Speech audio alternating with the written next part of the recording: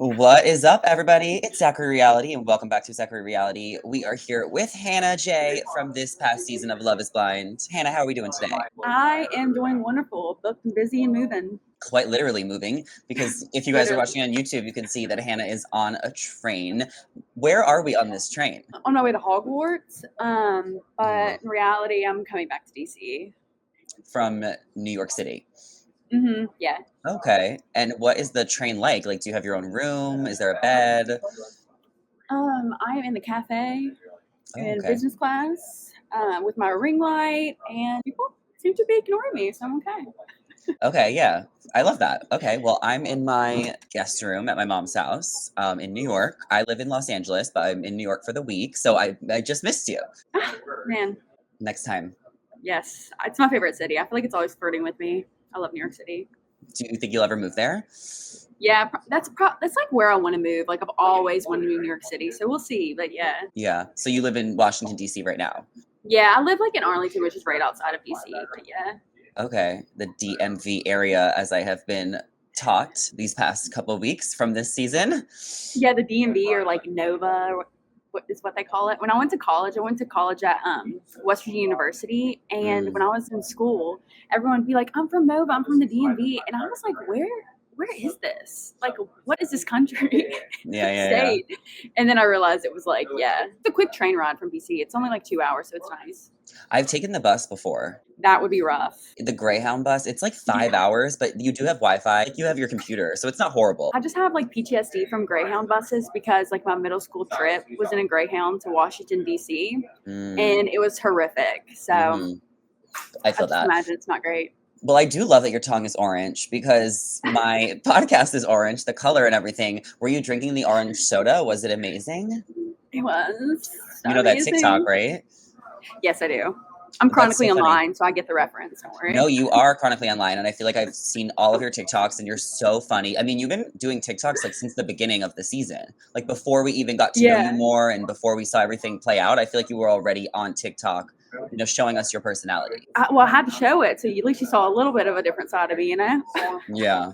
What do you think the biggest difference is between your edit on the show and your, TikTok and social media? Well, I think what you see on TV, I'm not going to say like what you saw wasn't reality, because it is, but it's like one-dimensional, right? So you only see this one part of me, and that personality is me with a partner. So I'm not even like individual. And now you kind of get to see me like as an individual, and there's multi-dimensions, there's layers, it's not just like whatever it is that they portray to be on TV. Yeah, and you can make fun of yourself, which is fun. Yes, I can very, very, very much make fun of myself because you gotta. You have to in this economy, being on reality TV. Have you seen all of the viral TikToks of people impersonating you and Nick, especially your kitchen fights? Oh, yeah. I just want to talk like this and say, Nick! Nick! No, yeah, it's, I find them absolutely hilarious, and everyone, like, trying to do my accent, and just like, Nick! I think it's so funny. Nick! Well, speaking of Nick, I did have him on my podcast last week, and he said that you blocked him on Instagram. Is this true? Period, yeah. Are we, like, just done with him? We just don't want to think about it? Like, why would you want to block him? He was blocked after we broke up until the show came out, and when the show comes out, we have to like follow everybody, so we don't give anything away. And so I had to follow him for the show, and then once like it was enough time where everyone knew that we weren't together, I went back to the block. I feel like sometimes blocking could like be seen as immature, but it's also like protecting your peace. It's just protecting my peace. Like I mean, I think everyone with their exes is different. For me personally, like when I'm done with an ex, like I'm done with an ex, I don't need to see what you're up to every day. You know what I mean? So for me, it's just like what I do, and it's nothing mean or malicious. It's just like that chapter is closed, moving on type of thing. For sure. And have you moved on? Are you dating at all or looking to date? Yeah, I'm ready to date. Actually, this past year, I didn't date at all. Like completely abstinent. Like I was like just like trying to decenter myself from men and just like focus on myself. So after a year, I'm like, okay, I think it's time to get back there. It's getting really sad. So. Do you think you would ever do Perfect Match if they asked you? Yeah, I probably would. Yeah. Oh my God, that'd be so fun. I want to see you on there and Brittany. I think you guys would be so good. Brittany is the most iconic person ever. I would love to be by her side in anything and everything. So please. But you guys are iconic together because you're both the blondes. Yes. She's so funny. Oh gosh. No, she's so funny. I want to know how you ended up getting on Love is Blind. How did you get casted for the show? They had like done like applications and it was like in the fall. And my friends had told me about it, but I never applied for it. I was coming back from a guy's house in Charlotte and I was just like, this is not working. And I was like upset. So like, I'm going to try out for Love is Blind. Why not? Mm-hmm. And so I applied and then I got a phone call like instantly. And I was like, hello. It's like a really long application. So I just applied and then I went through the process and that's how I got on. How long is the application? Like, does it take you a couple days to fill it out? The first application is insane. I think it takes like not a couple days, but probably like an hour to fill out, I would say. But then like once you get into the process, there's like 150 questionnaire that took me 3 days. Do you think it's too long or like do you think it's necessary? I mean, I think it's necessary to have like a match, but it is so much. And I think like a lot of times like prompts might be something that like maybe you wish is how you are in a relationship, but it's not really actually who you are in a relationship. You know what I mean? There's a lot of like open-ended paragraph questions. You're there to find love. You're there to get married. So they want you to be as compatible as possible. Does that make sense? For sure. And did you feel like anyone there could have been the one for you or everything kind of played out the way it was supposed to? I don't know. I don't think anyone there was the one for me, honestly. I tried. I really tried. I really tried hard. No, I think they're all great guys and stuff, but I don't think any of them are the one for me. If you could have attended someone's wedding on the finale, who would it have been? I don't know. Is that a good question? Yeah. I don't know.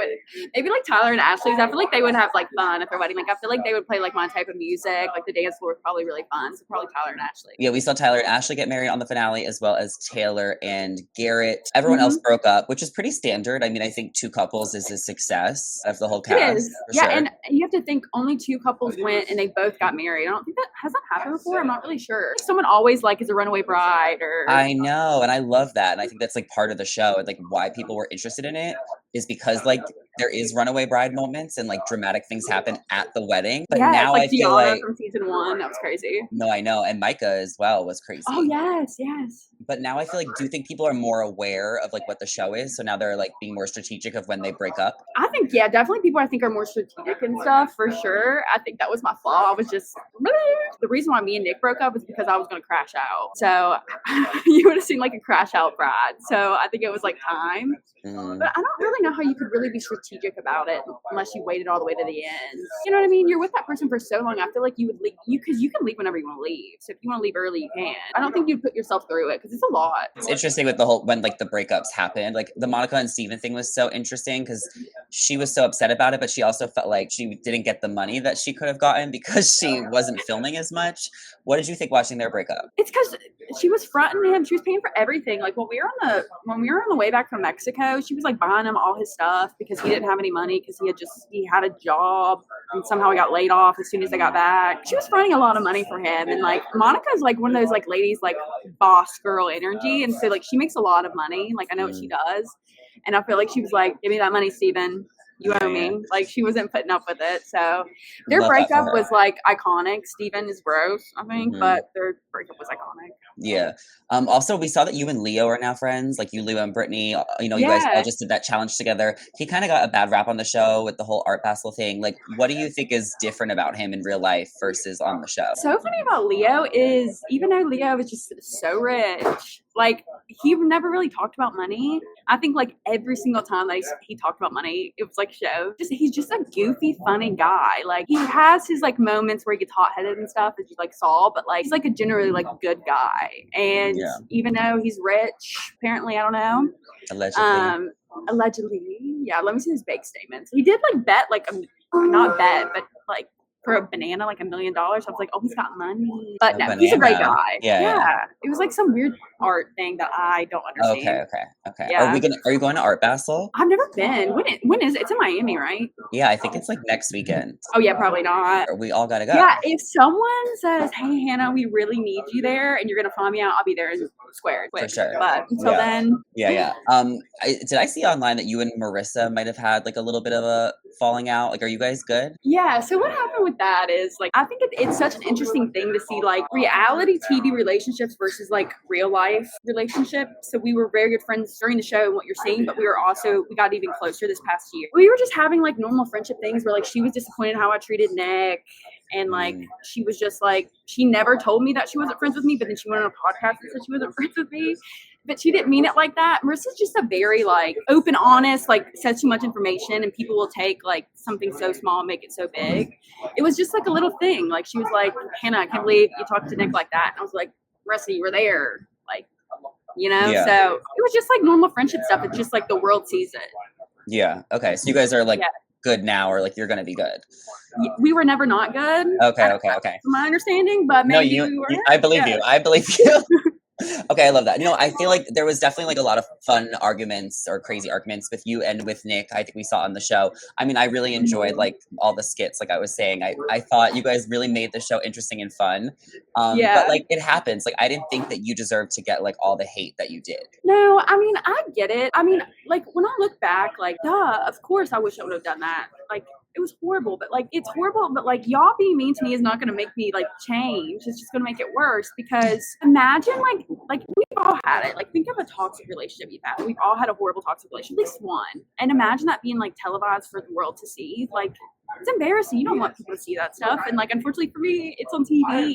You can't take any of it back. You can just learn and grow from it. Like, do I wish I was like didn't react like that? Yes. But is there a lot more that people don't see? Yeah, you know? For sure. So what have you learned about yourself from the show and like watching it all back? I think I learned that like just because I'm someone who just like shoots it straight and like can just go doesn't mean that someone else wants the same thing, right?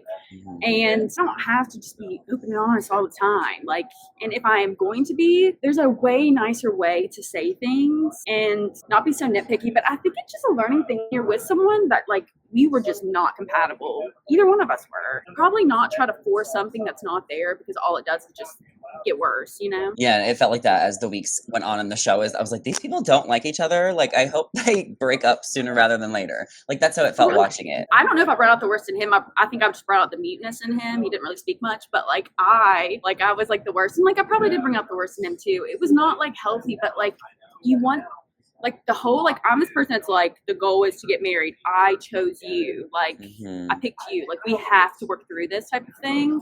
And I wish I wouldn't have done that, but like you live and you learn, and like I really wanted to make it work, even though like I knew it wasn't going to. I think. You tried. I tried. I really tried. Yeah. Really tried. Would you recommend Love is Blind to any of your friends or any strangers online? Absolutely. I would recommend the experiment. I think it's just really hard. You have to have such like tough skin, because people are really cruel online, like really cruel. So you just have to be prepared that like obviously you might be the most loved person. I hope that's the case, but like you could get hate, and you got to get ready for that. Like it's a lot to like share your whole entire like life for everyone to have an opinion on. For sure. Well, the show happened a couple months ago, so I'm sure things are like dying down now. So what has life been like for you now that the noise is starting to die down a bit? Like, what are you working on? I've just been busy. I still work a full-time job in medical device sales. So I'm doing that, working full-time, and then like also trying to do like content and like TikToks and podcasts, and like I want to start a YouTube and do all this stuff. So it's like I'm really just trying to take it day by day and figure it out. Yeah, and I love all your content. I feel like you're doing a really great job, and you've gone viral quite a few times. I think a lot of people were shocked originally when you started posting, because you did have this whole transformation. What has that kind of been like, sharing your body transformation with the world? To me, it's just like you see your body every day, and like I didn't realize that when I watched the show back, they were going to focus so much on like my insecurity, which was my weight. And so when that's broadcasted, I feel like that brings people's attention. Like my comments were like, pig, fat girl, like how dare you, like da da da. And then they saw that I had lost weight, and it was like, oh, her personality's like whatever. It's a new thing. So it's not even like I kind of just like to prove something like that you can do it. Like I don't know. It's just like, just because it was my biggest insecurity doesn't mean that like I can work on it, and I worked on it. And so I'm just proud of it, I think. So I just wanted to be like, what do you gotta say now? Like, I thought it was beautiful before though, just saying, but always, of course. It just feels good, you know? Do you see her anywhere? Newsflash, you're not gonna. I love it. That's like my favorite movie ever, by the way, too. Yeah. Oh my God, so good. Well, I loved chatting with you. I want to let you get back to your train. So enjoy the rest of your trip to DC. Thank you so much for hopping on. Where can everybody find you and follow you? Hannah Jiles, HannahJiles on Instagram, TikTok, and everywhere. I love it. All right, bye. Thanks, Hannah. Bye. Thank you so much. You're welcome. And thank you all so much for watching. Do not forget to give this video a big thumbs up and hit subscribe and comment down below your thoughts. See you guys in the next one. Bye.